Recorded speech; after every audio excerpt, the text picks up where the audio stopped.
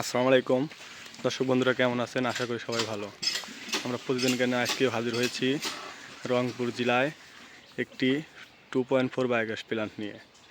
দেখছেন প্ল্যান্টের কাজ সম্পূর্ণ শেষ। একটি 2.4 প্ল্যান্ট করতে চাইলে আপনার খরচ হবে 40 থেকে 45 হাজার টাকার মতন। সব কিছু মিলাইয়া 3 থেকে 4টা গরু হলে একটি 2.4 বায়োগ্যাস প্ল্যান্ট করতে পারবেন।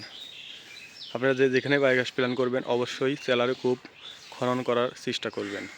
দেখছেন আমাদের মিস্ত্রি সুন্দরভাবে সেলারে কূপ গর্ত খনন করে বাঁশের বেতে তুলে বেড়া দিয়েছে। আপনারা যেখানে বায়োগ্যাস করবেন অবশ্যই সেলারে কূপ খনন করবেন, কারণ আপনার বায়োগ্যাস প্ল্যান্ট যেমন মূল্যমান তার চেয়েও বেশি আপনার বায়ো স্যালারিটা এটা আপনার জমিতে দিতে পারবেন জৈব সার হিসেবে, এবং আপনি মাছের পুকুরে দিতে পারবেন মাছের খাদ্য হিসেবে।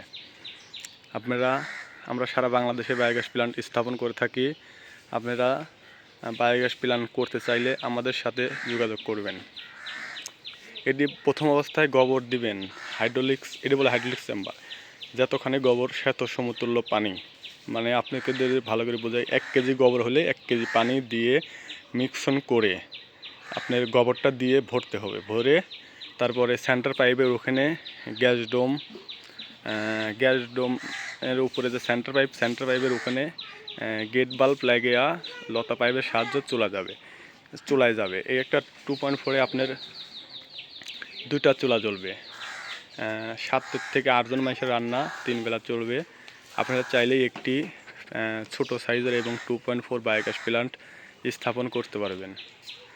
আপনারা কে কোথায় থেকে আমাদের ভিডিও দেখছেন অবশ্যই কমেন্ট করে জানাবেন এবং আপনাদের মতামত আমাদের সাথে শেয়ার করবেন।